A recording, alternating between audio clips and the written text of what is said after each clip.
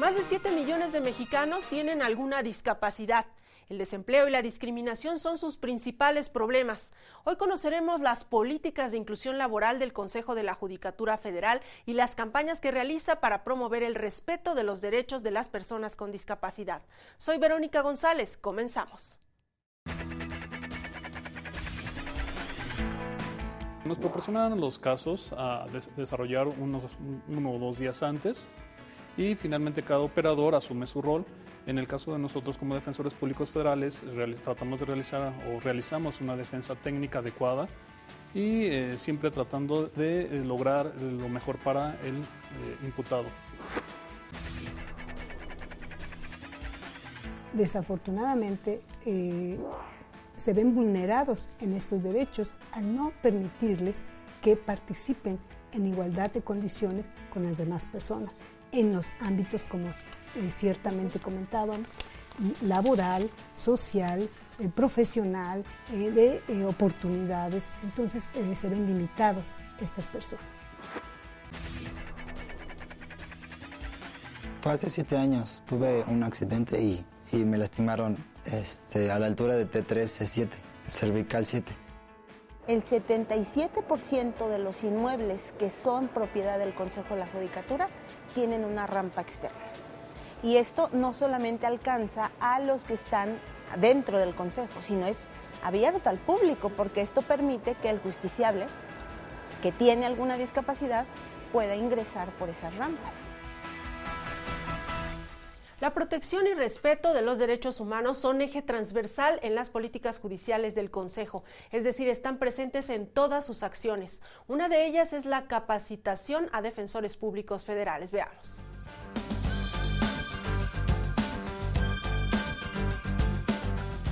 Mi nombre es Eduardo Martínez Loera, soy defensor público federal. Nos encontramos en una sala de juicios orales. La finalidad de estar en este lugar es continuar con la capacitación que nos ha venido proporcionando a lo largo ya de varios años. Los cursos, talleres y seminarios iniciaron en 2009, un año después de que fuera aprobada la reforma constitucional en materia penal. Sin embargo, en la recta final de la implementación del sistema penal acusatorio, se intensifica la preparación de los operadores jurídicos. Los que actualmente están como defensores en los juicios orales han sido defensores en el sistema tradicional. Entonces ya traen la capacitación para la defensa por escrito, pero también mixta. Entonces ahora nada más se les está orientando hacia una capacitación oral, porque como va a haber interrogatorios y contrainterrogatorios, entonces eso es lo que se está haciendo más hincapié. Adelante con la forma de la detención. Sí, su señoría, se solicita se califique de legal la detención de las siguientes personas. En esta sala de juicio oral, en las instalaciones de la Escuela Judicial, los conocimientos se ponen en práctica, para que después, en los centros de justicia penal federal, las normas jurídicas cobren vida y la idea de una audiencia como espacio de toma de decisiones se vuelva una realidad. Juez, fiscal, imputado, defensor y víctima, cada uno ocupa su lugar. El Instituto de la Defensoría Pública Federal firmó unas bases de colaboración con todos los demás operadores del nuevo sistema, como podría ser la Procuraduría General de la República, Policía Federal, el mismo Consejo de la Judicatura, el órgano concentrado, Comisión de Atención a Víctimas, que son todos los que van a intervenir en el nuevo sistema. Y entonces esos talleres son muy interesantes porque mandan operadores reales. Se nos proporcionaron los casos a desarrollar uno o dos días antes y finalmente cada operador asume su rol. En el caso de nosotros como defensores públicos federales tratamos de realizar o realizamos una defensa técnica adecuada y siempre tratando de lograr lo mejor para el imputado.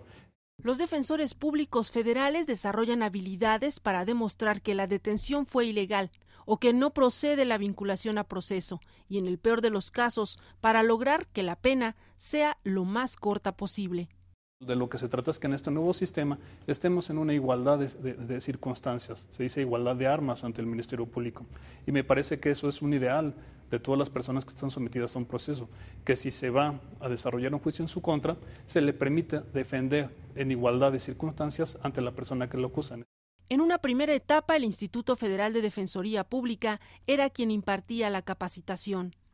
A través de los cursos de litigación y litigación profundizado impartidos por la Universidad de Chile, la Universidad Alberto Hurtado, en combinación con la Universidad Norte, de la Anáhuac Norte de la Ciudad de México. Sin embargo, a partir de febrero de 2015, por acuerdo del Pleno del Consejo de la Judicatura Federal, esta tarea quedó a cargo del Instituto de la Judicatura Federal. Ellos diseñan el tipo de taller. En un principio íbamos junto con los de la carrera jurisdiccional, que serían los jueces, los secretarios, los que van a entrar al nuevo sistema. Nos abrieron un espacio ahí. Posteriormente ya abrieron un curso especializado para nosotros nada más. La idea era como identificar qué asignaturas, qué materias, qué contenidos compartían, ¿no? La rama o el rol del juez y el rol del defensor. Uno puede observar grandes coincidencias, ¿no? O sea, grandes coincidencias en temas de derecho penal sustantivo, de dogmática, temas procesales. A los talleres íbamos a la simulación y los jueces en el rol de juez, los defensores en su papel, y después cambiaban.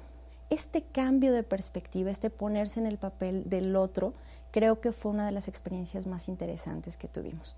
Además de profundizar en el funcionamiento del sistema penal acusatorio, los defensores reciben capacitación sobre derechos humanos y ley de amparo.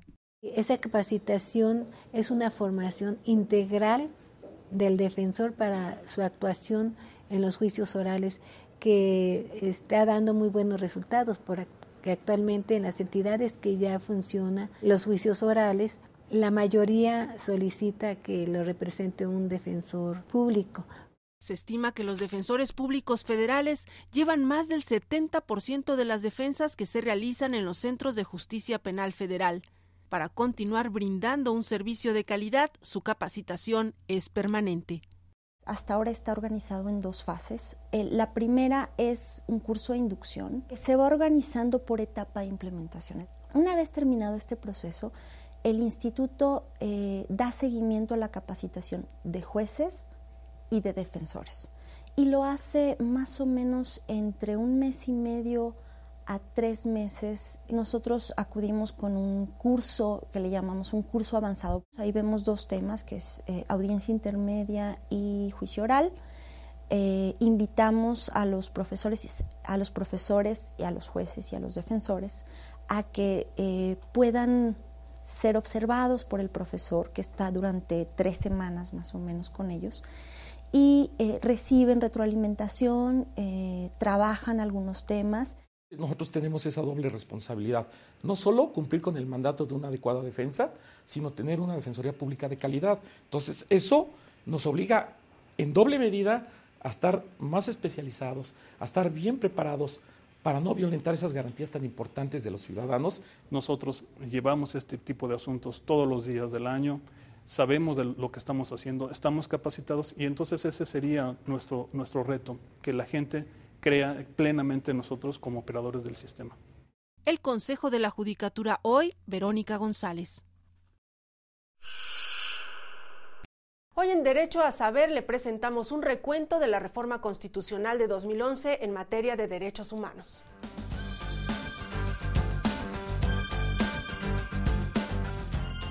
La reforma constitucional en materia de derechos humanos fue publicada en el Diario Oficial de la Federación el 10 de junio de 2011. Entre las principales modificaciones al artículo 1 de la Constitución está el cambio del concepto de garantías individuales por el de derechos humanos. El mismo artículo, en lugar de otorgar derechos, ahora los reconoce y destaca que deben ser garantizados tanto por la Constitución como por los tratados internacionales. La reforma incorpora el principio pro persona. Esto significa que cuando existan distintas interpretaciones sobre una norma, debe aplicarse la que proteja al máximo los derechos humanos. En el párrafo 3 del artículo 1 constitucional se establece la obligación del Estado mexicano de promover, respetar, proteger y garantizar los derechos humanos. Como le decía al inicio del programa, 7.2 millones de mexicanos tienen alguna discapacidad. Las dificultades para caminar y para ver son las más frecuentes. ¿Qué sucede cuando estas personas quieren ejercer su derecho a la educación o al trabajo? Bueno, pues para hablar sobre este tema invitamos a la magistrada Dalila Quero Juárez. Ella es directora de Derechos Humanos, Igualdad de Género y Asuntos Internacionales en el Consejo de la Judicatura Federal. Bienvenida. Muchas gracias, Verónica. Agradezco infinitamente esta invitación a este programa, sobre todo por la importancia de la difusión de los derechos humanos de las personas, entre ellas las personas con alguna discapacidad. Pues gracias a usted por aceptar nuestra invitación y para empezar explíquenos cuáles son los derechos en el caso de las personas con discapacidad que se ven frecuentemente más vulnerados. Fíjate, Verónica, muy importante tu pregunta. Los derechos que se ven vulnerados esencialmente son la de igualdad y la no discriminación. Como sabemos, en el artículo 1 constitucional existe una cláusula de no discriminación. No obstante ello, estas personas se ven desafortunadamente se ven vulnerados en estos derechos al no permitirles que participen en igualdad de condiciones con las demás personas en los ámbitos como ciertamente comentábamos, laboral, social, profesional, de oportunidades. Entonces se ven limitados estas personas. Desde el punto de vista de un juez, ¿qué retos se enfrenta para hacer que una persona con discapacidad pueda hacer valer sus derechos? Muy interesante la pregunta, muy interesante porque, como sabemos, el artículo 17 constitucional establece el acceso a la justicia. Pero este acceso a la justicia ahí comprende diversas etapas. No solamente es el accesar al edificio, sino también tener derecho a poder conocer la forma en cómo se resuelve. Yo quisiera comentarte un caso que me aconteció en lo particular. Cuando estaba de secretaria en un juzgado, en alguna ocasión llegó una persona a solicitarme si era posible que se les permitiera el expediente y bajar con el expediente a la planta de abajo, porque en ese edificio no existían elevadores ni alguna rampa. Y la persona estaba muy interesada en conocer, leer el acuerdo, pero no podía subir. La oficial, un poco desconocedora de estos derechos de personas con discapacidad, refirió que eso no se permitía. Pero yo le comenté en mi carácter de secretaria que lo trataría con el juez directamente, porque yo estaba segura que el juez era una persona comprensible y sensible de estos temas. Yo hablo de hace ya varios años. Entonces hablé con el juez y le comenté la situación y me comprometí que personalmente bajaría con el expediente y que lo tendría siempre a mi vista para evitar cualquier abuso que se pudiera originar. Bajé, fue autorizado, bajé y la persona leyó con toda calma el expediente, el acuerdo, lo firmó y me agradeció. Ahí es pues como vemos que primero debe haber un conocimiento por parte de todos los juzgadores, de todo el personal, de todo el Consejo de la Judicatura Federal sobre los derechos de las personas con discapacidad. Segundo, también las personas con discapacidad tienen que tener ese conocimiento cabal de los derechos fundamentales que tienen en su favor. Incluso esto no era una petición, un favor, sino un derecho que ellos tenían.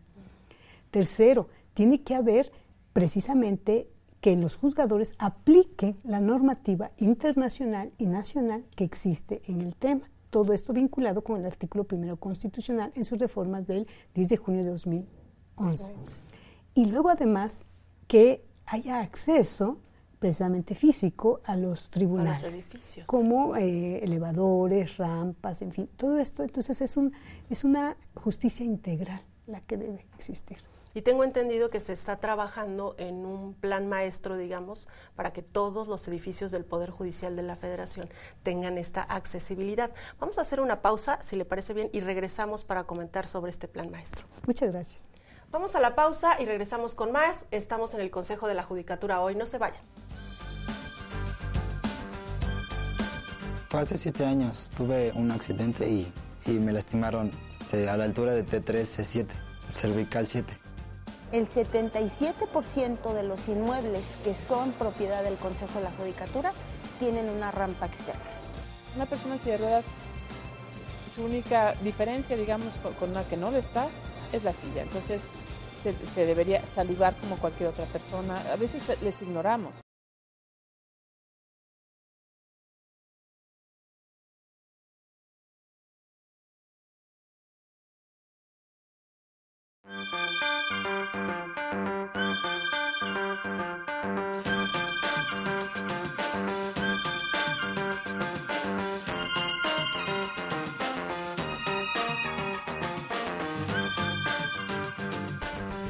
Ya estamos de regreso, estamos conversando sobre derechos de personas con discapacidad y las acciones que realiza la Judicatura Federal en esta materia. Precisamente sobre este tema armamos una pieza, magistrada. Vamos a verla y regresamos con más comentarios.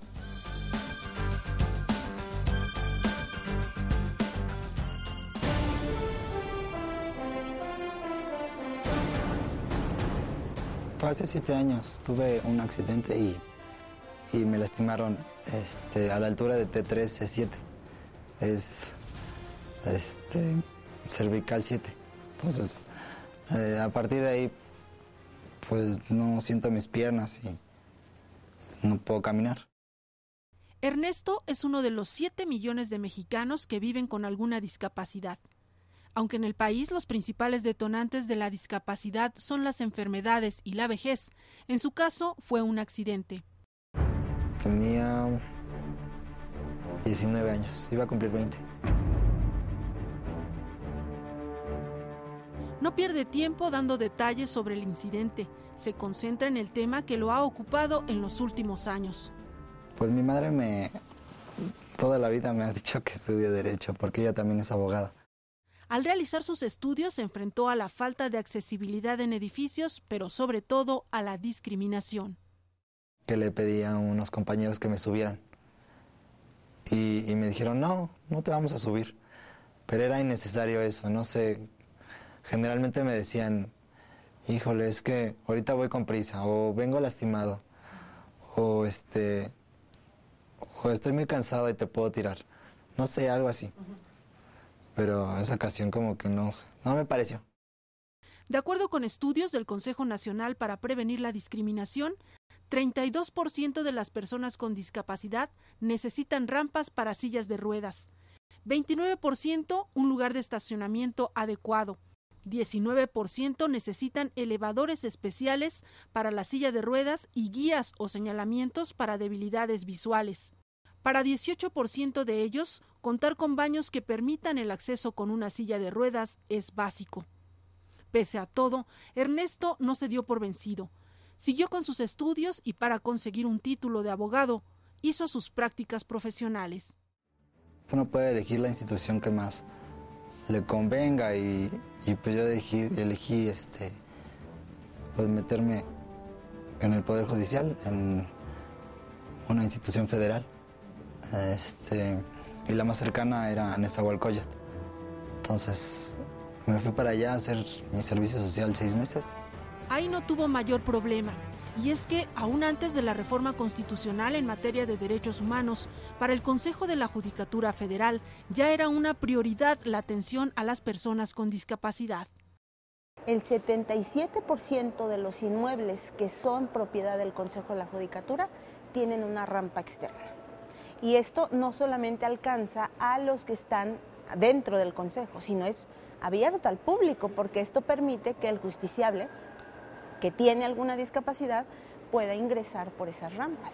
Entonces hay muchos elementos, desde señalizaciones, las puertas, existen elevadores para personas con discapacidad, existen cajones especiales para personas con discapacidad que trabajan dentro del Consejo, pero también para los que llegan, los usuarios.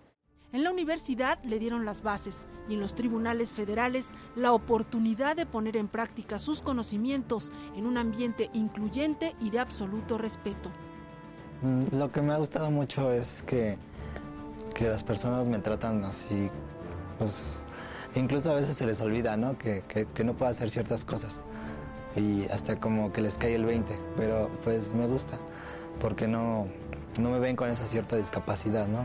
Su dedicación y esmero le abrieron las puertas de una institución que desde el interior promueve una cultura de respeto a los derechos de personas con discapacidad. Cuando hablamos de persona con discapacidad, la palabra clave es persona. Es un ser humano. En caso de duda, dices, bueno, es que no sé cómo dirigirme a él o a ella, pregunta. No requiere necesariamente un trato especial. Si la persona requiere ayuda, seguramente lo va a expresar. Con esta filosofía, el Consejo de la Judicatura Federal realiza campañas de difusión y sensibilización para servidores públicos, incluidos jueces y magistrados. Los métodos van desde un correo electrónico informativo hasta cursos, seminarios y conferencias enfocados a los derechos de personas con discapacidad. O sea, nosotros no podemos emprender un respeto a las personas si no nos informamos, si no sabemos qué implica la discapacidad, cuáles son los tipos de discapacidad, cuál es el uso correcto del lenguaje que se debe utilizar para dirigirte a una persona con discapacidad. Una forma común, por ejemplo, es las personas que están en silla de ruedas, si vienen acompañadas de alguien que las está empujando, digamos, dirigirse a la persona que está empujando la silla. Una persona en silla de ruedas, su única diferencia, digamos, con una que no le está, es la silla. Entonces, se debería saludar como cualquier otra persona. A veces les ignoramos, o sea, por no saber cómo, nos dirigimos a la persona. Después de 6 meses de prácticas profesionales, Ernesto fue contratado como oficial administrativo. Él se reconoce como un hombre afortunado y no exagera. Solo 39% de los mexicanos que tienen alguna discapacidad participan en el mercado laboral.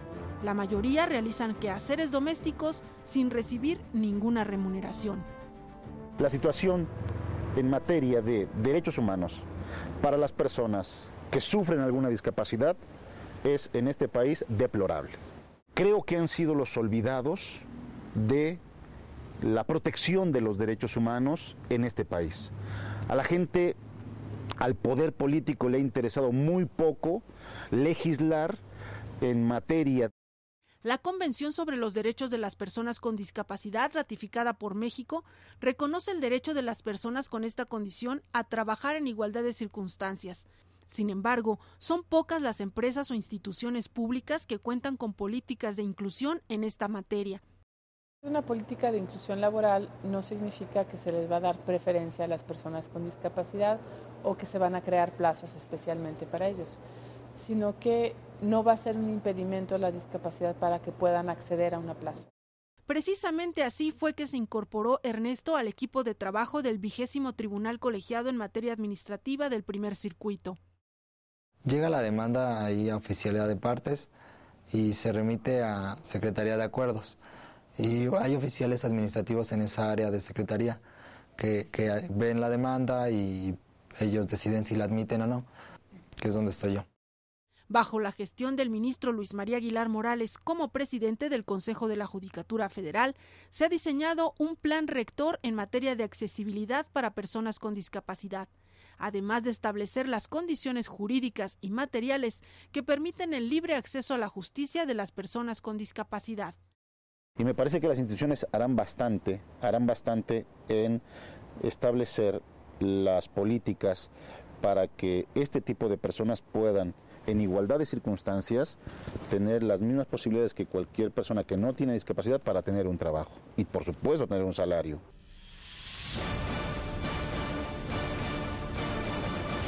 El Consejo de la Judicatura hoy, Verónica González.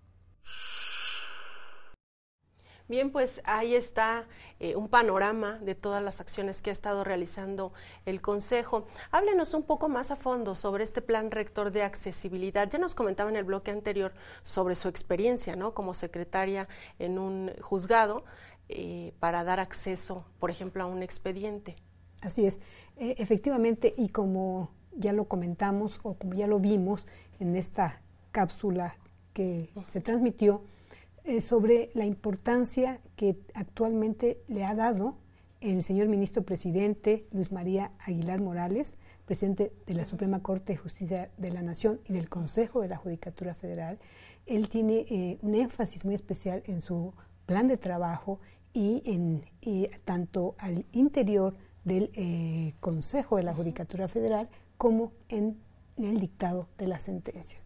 En esa medida, quiero hacer un comentario respecto de cómo los jueces tenemos ya esta obligación de tener en cuenta estos derechos humanos, estos beneficios en favor de personas con alguna capacidad diferente. Tenemos en primer lugar una herramienta fundamental que es precisamente el protocolo de actuación para quienes imparten justicia en casos que se ven involucrados de derechos de personas con alguna discapacidad. Este es una herramienta que nos va ilustrando sobre qué normativa, tanto internacional como nacional, es necesaria aplicar. Pero además también nos resultan muy relevantes algunos criterios que se han emitido en la Suprema Corte de Justicia de la Nación, y en particular quiero hacer mención de la sentencia emitida por el señor ministro Saldívar en el caso de la revisión 159-2013. ¿En un amparo? En un amparo en revisión, efectivamente. ¿Por qué? Porque aquí versó este asunto sobre un joven, Ricardo Adair, quien presenta un síndrome de Asperger. Es como una especie de autismo en el cual él tenía ciertos limitantes. Un artículo del Código Civil del Distrito Federal establecía, le limitaba en ciertos aspectos por su situación de esta enfermedad, y por ello se promovió el amparo y el ministro lo concedió, declaró inconstitucionales esos artículos, específicamente en cuanto a la tutela. Habla de unos grados, ¿no?, de intervención o de tutela para estas personas, y que ellos puedan actuar por sí mismos en libertad, cierta libertad, y no se les considere como personas totalmente, digamos, sin poder o oportunidad de poder participar por ellos mismos en los procedimientos en los cuales se ven afectados sus derechos. Entonces es muy importante el contenido de esta resolución, pero además en esta resolución tiene una situación muy específica. ¿Cuál? Que obliga ya al juzgador a emitir una sentencia de una lectura ágil, de una lectura rápida, de una lectura entendible para el justiciable, para una persona de esta naturaleza. También hay tesis en las cuales obligan al juzgador para personas que, por ejemplo, invidentes, que se les pueda dar la sentencia, se puede emitir en esta braille, en este sistema braille. Entonces todo ello ya obliga, está cambiando pues el sistema y está sensibilizando al juzgador de ocuparse de estas personas, de realizar medidas específicas para que ellos puedan tener ese real acceso a la justicia. Como vemos, este es en el tema del juzgar con esta perspectiva de salvaguardar, de proteger, de respetar, garantizar estos derechos humanos. Pero además, esta política que comentamos, que lleva a cabo el ministro presidente, no solamente va en ese sentido del juzgamiento, sino también va hacia el interior de las personas que trabajamos en el Poder en general, Federal, ¿no?, del Consejo de la Judicatura el personal Federal. No solo el personal jurisdiccional. Y tiene que ver también, magistrada, con lo que mencionábamos al principio y veíamos en la pieza. Esta accesibilidad, por ejemplo, a los edificios, no solamente es para los trabajadores del Poder Judicial, que sí los hay, como vimos en el caso de este joven, sino que también para quien quiere hacer uso de la impartición de justicia, pueda también tener este acceso. Vamos a hacer una pausa y regresamos porque todavía hay mucho que comentar sobre este tema y estas sentencias que comenta también muy interesantes. Muchas gracias. Vamos a la pausa y regresamos. Antes el ABC jurídico de hoy. No se vaya, regresamos con más.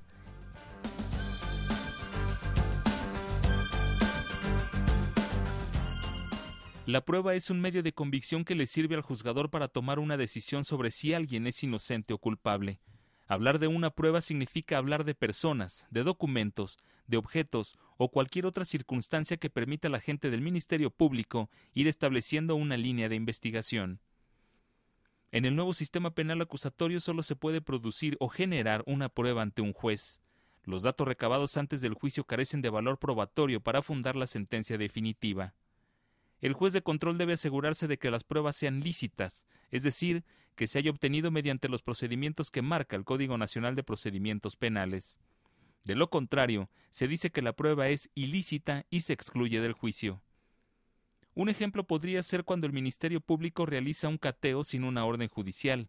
En ese caso no se podría presentar como prueba lo que se obtenga durante esa diligencia. A diferencia del sistema tradicional, donde las pruebas se ofrecían solo durante el juicio, ahora pueden ser presentadas como datos de prueba desde la audiencia inicial. Bajo el principio de igualdad procesal, las víctimas también tienen derecho a presentar pruebas. Asimismo, la defensa o la víctima, a través de un asesor jurídico, pueden solicitar al juez de control que anule una prueba por considerar que viola alguno de sus derechos.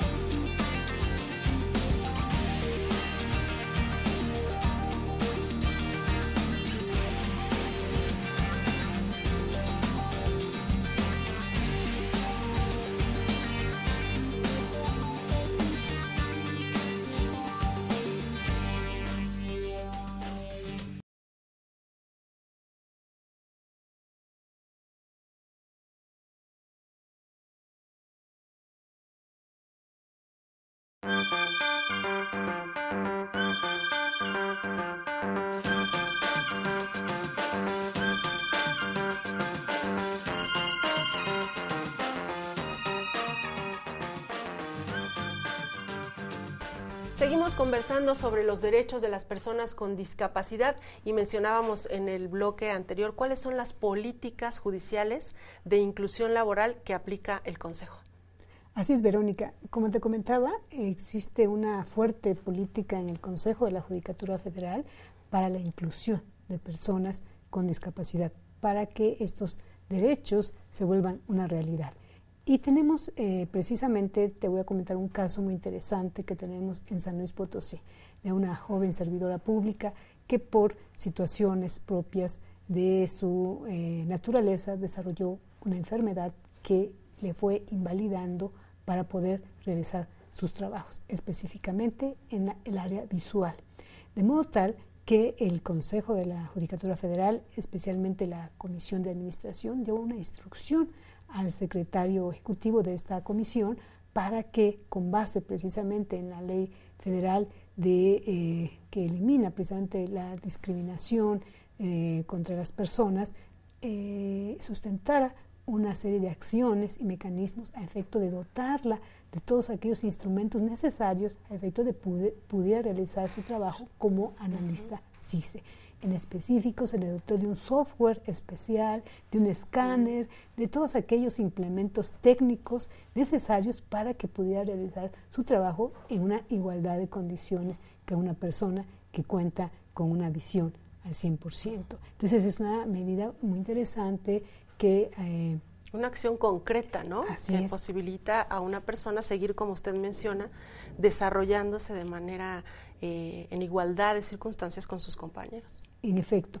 Tenemos también otra política muy interesante que está o que ha implementado el Consejo de la Judicatura Federal, y esto en los exámenes. Existe un acuerdo, el Acuerdo 9-2015, en el cual el Pleno del Consejo de la Judicatura Federal determinó que aquellos participantes, aquellos secretarios de los juzgados de distrito, de los tribunales colegiados, que tuvieran alguna discapacidad, pero que quieren presentar su examen de oposición para el cargo de juez de distrito, lo pueden realizar, y para ello tienen que hacer la petición en especial e indicar cuál es la discapacidad que refieren, justificarla, porque pues hay que evitar algún abuso, justificarla, y ya se ordena al Instituto de la Judicatura Federal o se solicita al Instituto de la Judicatura Federal para que implemente todos aquellos mecanismos necesarios a efecto de que estas personas puedan en igualdad de condiciones presentar su examen,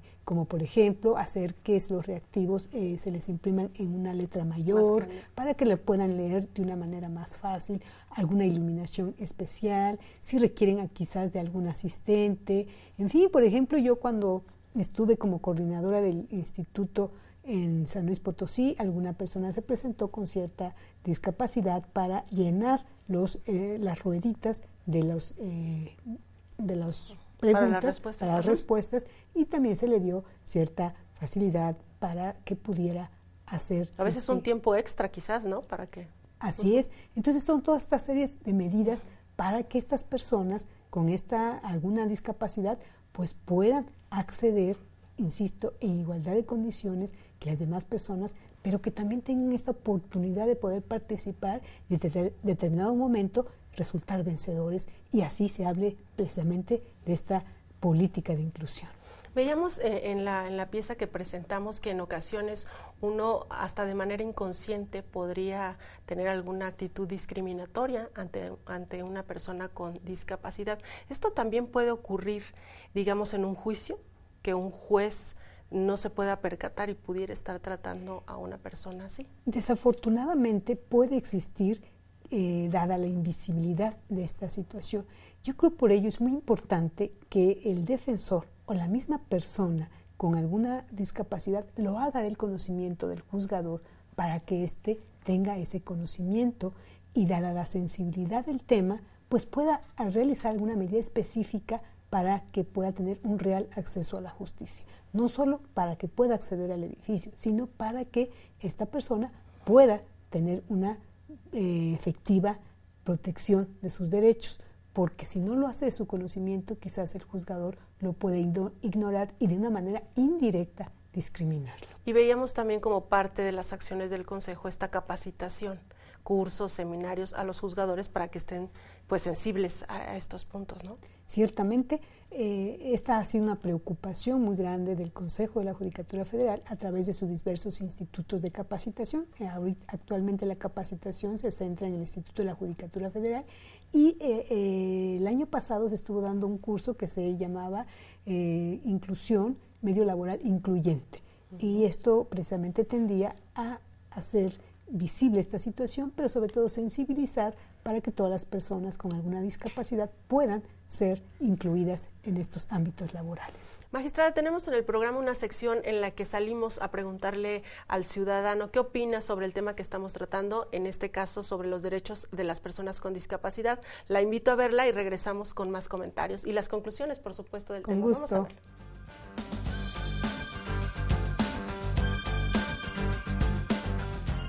La sociedad mexicana siento que está como muy retrógrada todavía. O sea, en otros países pues de primer mundo hacen que la gente que tiene discapacidades sea común igual. Algo que aquí pues no está pasando, sino que los tratamos como diferente y es algo que no tiene que pasar. Pues tienen los mismos derechos y obligaciones que tenemos nosotros también por ser personas. Nuestro término de igualdad en esta sociedad pues está como tiene un mal uso, porque no es una igualdad así como tal, sino que aún hay mucha discriminación y todo eso. Son muy atentos, muy atentos, muy buen servicio. No tengo problemas, para nada. Al contrario, me ayudan mucho a pasar. Porque muchas veces no hay respeto hacia ellas, pero nos han demostrado que son mucho más capaces que uno mismo, ¿no? Vaya usted al metro y ve a toda la gente. Vaya usted le voy a poner un ejemplo terrible. En la clínica del Seguro Social, a la que vaya usted, cuando los incapacitados van a presentar hacen presencia cada 6 meses para que sean certificados de que ellos todavía están incapacitados y puedan seguirles dando la pensión. Llegan gentes, muchísimas, señores de 70 años, de 80, en silla de ruedas, diabéticos, sin la mano, sin el cuerpo, sin esto, sin el otro, y todavía los mandan a sacar una copia fotostática allá a la vuelta, ¿no? Teniendo ellos una fotocopiadora ahí. Porque a veces en los trabajos sí, yo pienso que sí llegan a sufrir un poco de discriminación tal vez. Entonces yo creo que sí, como cultura nos hace falta cambiar un poco eso, darles un poquito más de oportunidad, más espacios también. Creo que todavía falta, se respeta de manera parcial. Hay algunas discapacidades que ya se entienden, que ya se incluyen, pero aún faltan muchas, ¿no? Sobre todo las que tienen que ver con carácter neurológico. Todavía aún creo que falta bastante por hacer. Empezando porque son personas. Como religiosa, mi opinión es que si son personas es porque Dios las ha creado, ¿sí? Tienen los mismos derechos que tenemos todos a vivir, a recibir los cuidados necesarios en todos sus niveles, ¿sí? Tienen derecho a vivir. Pues yo pienso que todavía falta como que trabajar, ¿no? Porque hay veces que son discriminadas esas personas, ¿no? O no sé, hay personas que en silla de ruedas pues no les permiten trabajar en varios lugares. pues no sé, meter una ley que pues ya no se discrimina a esas personas, ¿no? Porque tienen los mismos derechos que nosotros. Bueno, pues algunas de las opiniones apuntan a la falta de cultura, falta de sensibilidad de los funcionarios, ¿verdad?, que a veces les dan atención. ¿Qué opina? Ciertamente, creo que hay mucha razón en estos comentarios. Por un lado, estas personas han sido invisibilizadas. ¿Qué significa? Que pasamos a su lado y no nos percibimos su situación, como aquella persona que no puede caminar, que no puede ver para cruzar una calle, que necesita una ayuda para llenar un formato, y nos hacemos insensibles ante esa situación. Cultura, ciertamente falta mucha capacitación y educación en el tema. Desde en los general. Niños, exacto. Yo creo que es muy importante que en las escuelas básicas de educación elemental se vaya incluyendo estos temas para que ellos aprendan a identificar estas situaciones y apoyar, ayudar y a incluir a estas personas, a tratarlos por igual. Como iguales, y retomando precisamente sobre esto, la función de los impartidores de justicia y esta capacitación que se les da para que sean más sensibles, ¿qué otras herramientas tienen los jueces para que al tratar asuntos en los que están relacionados con personas con discapacidad, pues puedan equilibrar y hacer valer sus derechos? Sí, es muy importante esta pregunta, yo creo que es fundamental. Yo creo primero la capacitación al juzgador, al Poder Judicial en todos sus niveles, titulares, secretarios, actuarios, oficiales, porque todos tenemos que estar en una misma sintonía de la capacitación, de la inclusión, del respeto a los derechos de las personas con capacidades distintas. Entonces, nosotros con este cabal conocimiento tenemos que informar a estas personas sobre sus derechos. Ellos tienen que participar activamente en sus procedimientos judiciales, pero para ello nosotros tenemos que tomar esas medidas específicas para que ellos puedan acceder a sus expedientes. Segundo, tiene que haber una posibilidad física de que puedan acceder también a los tribunales, como ya veíamos, el establecimiento de rampas, de elevadores o algún mecanismo que haga posible que ellos puedan tener ese acceso directo a estos expedientes o incluso hablar con los juzgadores, hablar con los secretarios y no solamente sea por un documento esta comunicación. Y tercero, algo muy importante, que los juzgadores al momento de dictar sus resoluciones lo hagan de una manera, como comentábamos, accesible, sencilla, ágil, un lenguaje dinámico, que se entienda. Exacto, un lenguaje llano, un lenguaje dependiendo de la discapacidad, al conocimiento que pueda realmente entenderlo. Entonces, todos estos tres niveles que hablo, un aspecto legal, tanto el conocimiento de los derechos, sobre las convenciones sobre los derechos de personas con discapacidad, sobre la ley federal de la inclusión de personas con discapacidad, que estas personas tengan ese conocimiento, esa posibilidad de participar activamente en sus procedimientos judiciales. Segundo, también la posibilidad de acceder a los tribunales, a poder interactuar con los distintos partes y con los jueces y con los secretarios, actuarios, oficiales, en fin, que puedan tener esta comunicación directa. Y tercero, que las resoluciones que emitan los juzgadores sean asequibles, sean entendibles, sean lisas, sean llanas para estas personas y tengan un pleno conocimiento cabal y directo de los derechos que le están siendo protegidos. A manera de conclusión, díganos qué es lo que sigue para el Consejo de la Judicatura Federal desde su área, desde la Dirección de Derechos Humanos e Igualdad de Género, qué acciones son las que van a tomar para seguir promoviendo esta, por un lado, ¿no?, cultura de defender los derechos, pero también de que se respeten y se protejan. Así es. En este año tenemos un plan muy interesante de trabajo que es precisamente, que vea en dos vertientes.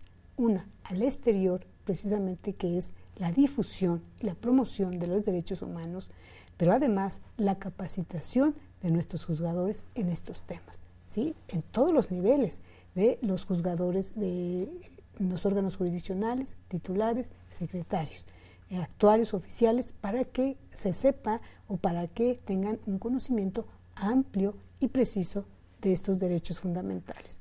Pero además también una política de inclusión al interior, de que las personas que sufren alguna discapacidad, pues realmente se les respeten sus derechos y se les incluya en un ambiente laboral sano, armonioso y que de verdad se respeten estos derechos. Y lo que decían en varias de las intervenciones que hemos visto, siempre tener presente que para empezar son personas. Así es. Y tienen los mismos derechos que todas las personas tenemos.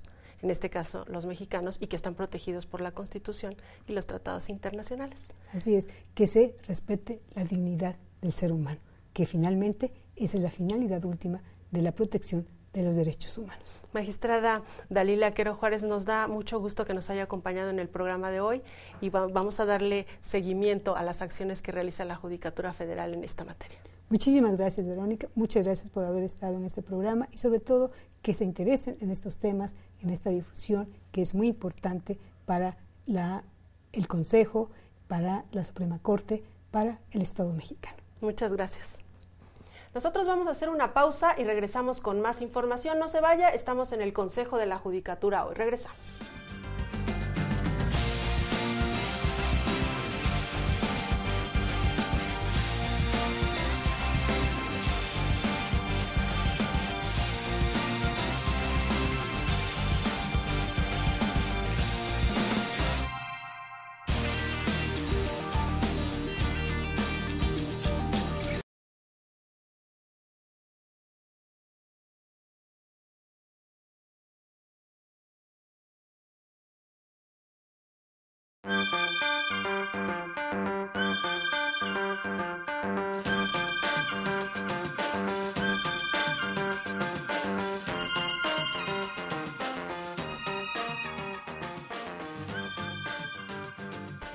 A veces oímos hablar del rezago de los asuntos judiciales, pero ¿sabe usted cuántos expedientes ingresan cada día en los órganos jurisdiccionales? Veamos.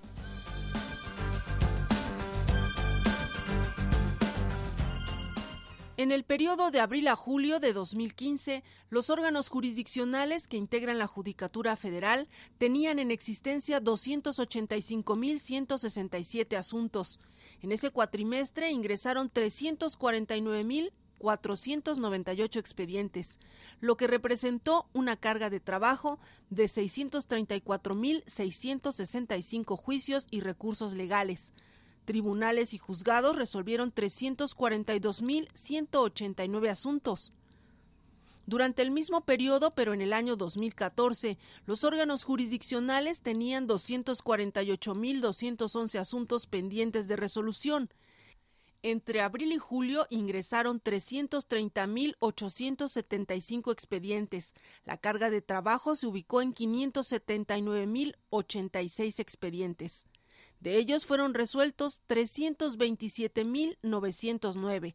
Al comparar ambos periodos, podemos notar que se registró un ligero incremento en la carga de trabajo de los órganos jurisdiccionales.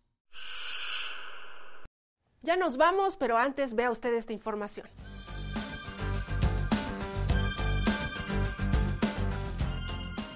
La modelo colombiana Jamie Pachón Rey podría ser sentenciada a 28 años de prisión por los delitos de secuestro y robo calificado. El pasado 31 de enero, Jamie privó de su libertad a su colega Carolina Muñoz. La historia comenzó semanas atrás cuando Muñoz publicó en redes sociales fotografías de las hermanas Pachón Rey cuando no tenían retoques estéticos. La broma de Carolina Muñoz continuó y publicó una imagen de Alba Miriam Rey, madre de las dos modelos. Fue entonces que Jamie Pachón y su hermana Claudia planearon el secuestro. Según la Fiscalía, Carolina fue sometida a ataques físicos, psicológicos, además de robarle sus pertenencias. Jamie negó los cargos ante un juez de control. Por el momento, la modelo se encuentra en prisión domiciliaria a la espera de la sentencia. Es todo por el momento, lo esperamos la próxima semana con más información, sentencias y actividades de la Judicatura Federal. Soy Verónica González, lo invito a que se quede en la señal del Canal Judicial.